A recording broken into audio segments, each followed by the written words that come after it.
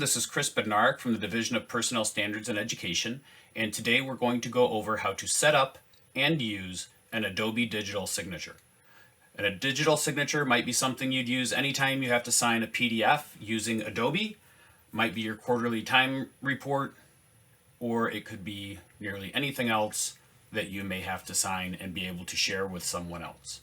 So after we open up Adobe, we're going to go up to Edit, scroll down to Preferences, make sure that you select Signatures from this sidebar, and we're going to use Identities and Trusted Certificates. We're going to click on the More button.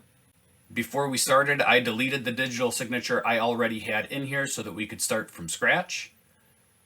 Going to click on this little button that looks like an ID with a plus sign on it, and we're going to create a new digital ID, and then click Next. Going to use the Windows Certificate Store. Click Next.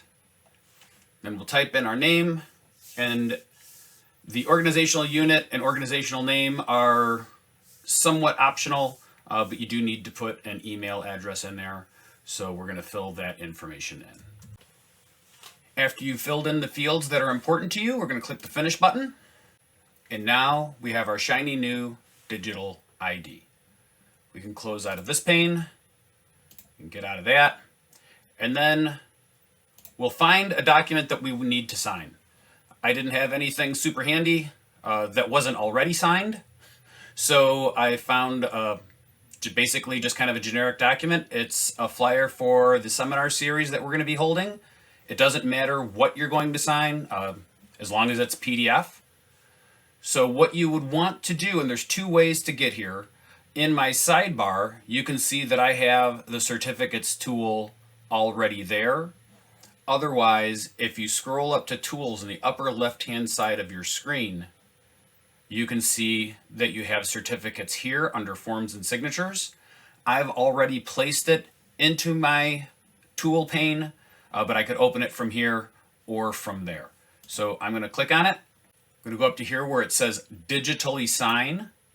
And what you'll do is you're going to draw a rectangle by holding down on your left mouse button. That's going to bring up the identity that you want to use for signing. If you have multiple, then you'll have multiple options. I only have the one that we just created moments ago. It's already selected, so I'm going to click Continue. This is what it will look like. You can choose to lock the document after you have signed to make sure that no one else can mess with it. Otherwise, for this purpose, we are just going to sign it.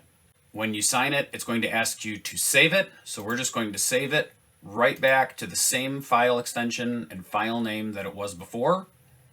And now you can see that I have signed, I've signed a flyer.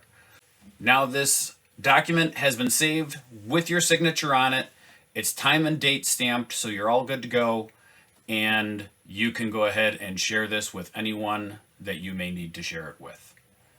I hope this helps clear up how to create and sign an Adobe document. If you have any questions, feel free to let me know, and I will do my best to help you out. Thanks for watching.